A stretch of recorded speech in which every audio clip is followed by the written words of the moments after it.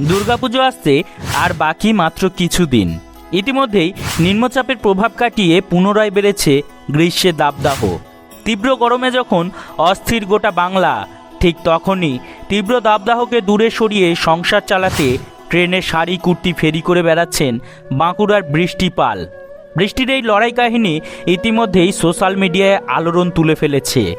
স্বামী চাকরি করতেন একটি বেসরকারি সংস্থায়। হঠাৎ করেই স্বামীর চাকরি চলে যাওয়ার পরই সংসারের হাল ধরতে ট্রেনে শাড়ি কুর্তি নাইটি ফেরি করতে শুরু করেন ভূগোলে মাস্টার্স বিএড করা এই মেয়েটা। প্রথম দিকে লড়াইটা কঠিন মনে হলেও আজ লোকাল ট্রেনটাই যেন এক আস্ত মন্দির বৃষ্টির কাছে। বাঁকুড়ার সুপ্রিয়া পাল, তাকে অবশ্য বৃষ্টি নামেই চেনেন সকলে।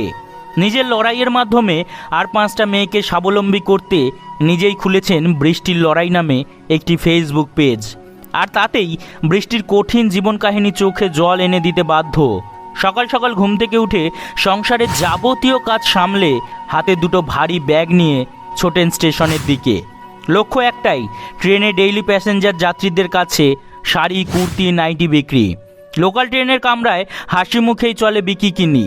অফিস টাইম শেষে লোকাল বাসে ফেরি করেন বৃষ্টি। বিকেলে ফের ট্রেনে বিক্রি বাটার পর্ব শেষ করে ক্লান্ত শরীরে বাড়ি ফেরেন তিনি। বাড়িতে স্বামী সন্তান সকলেই অধীর আগ্রহে অপেক্ষা করে থাকেন তার জন্য। বাঁকুড়ার এই মেয়েটার অতীত ঘাঁটলে জানা যায় ভূগোলে অনার্স করেছিলেন তিনি। তারপর মাস্টার্সও করেন। চাকরির আশায় ভর্তি হন বিএড কলেজে। সেখানেও ভালো নম্বর নিয়ে পাশ করেন সুপ্রিয়া পাল ওরফে বৃষ্টি। তবে চাকরি আর কোথায়? চাকরি তো মেলেইনি, উল্টে একটি বেসরকারি সংস্থা থেকে চাকরি খুইয়ে বসেন তার স্বামী। এমন পরিস্থিতিতে কিভাবে সংসার চালাবেন সেই ভাবনায় রাতের ঘুম উড়ে যাওয়ার জোগাড়। তবে কথায় আছে না, যার কেউ নেই তাকে নিজেকেই ঘুরে দাঁড়াতে হয়। হ্যাঁ, বৃষ্টিও ঘুরে দাঁড়িয়েছিলেন। আর 5 জনের মতো ভেঙে না পড়ে বেছে নিয়েছেন হকারির রাস্তা। আজও রোজ সকালে ঘুম থেকে উঠে সংসারের কাজ সেরে তিনি পাড়ি দেন স্টেশনের দিকে। ভূগোলে মাস্টার্স করেও চাকরি না পেয়ে লোকাল ট্রেনে এভাবে শাড়ি বিক্রি করতে দেখে সমাজের অনেকেই তাকে কটু কথা বলতে ছাড়েননি। কিন্তু সেসবে বিশেষ আমল না দিয়ে নিজের লক্ষ্যে এগিয়ে চলেন তিনি। আজ ধীরে ধীরে কিছুটা হলেও আর্থিক অনটন কেটেছে। সংসারের হাল ফিরলেও লোকাল ট্রেনের লড়াইটা কিন্তু আজও জারি রয়েছে তার। সামান্য এই উপার্জনের টাকা দিয়েই গ্রামে স্বামীকে একটা দোকানও করে দিয়েছেন তিনি। বৃষ্টি বিশ্বাস করেন সংসার চালানোর দায় একা কখনোই পুরুষের নয়। তাই তো স্বামীর কঠিন সময়ে শাড়ি কুর্তি সালোয়ার নিয়ে লোকাল ট্রেনের কামরায় বিক্রি করতে এক মুহূর্তের জন্যও ভাবেননি তিনি। বৃষ্টি বলেন, বিয়ের পর শ্বশুরবাড়ি থেকেই মাস্টার্স সম্পূর্ণ করে ইচ্ছে ছিল একটা চাকরি করার। ইতিমধ্যেই বিএডও করি, কিন্তু চাকরি জোটেনি। হঠাৎ করেই স্বামীর চাকরি চলে যাওয়ায় মাথায় আকাশ ভেঙে পড়ে। সংসারের জন্য কিছু করতেই হবে, এই ভেবেই বেরিয়ে পড়ি শাড়ি কুর্তি নিয়ে লোকাল ট্রেনে।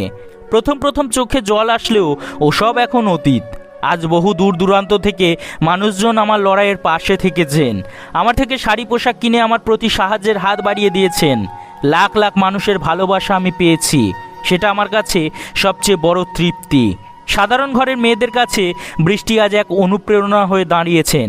বৃষ্টির কথায় আমি মেয়েদের বলতে চাই, জীবনে কোনো পরিস্থিতিতেই হাল ছাড়বে না, লড়াই চালিয়ে যাবে।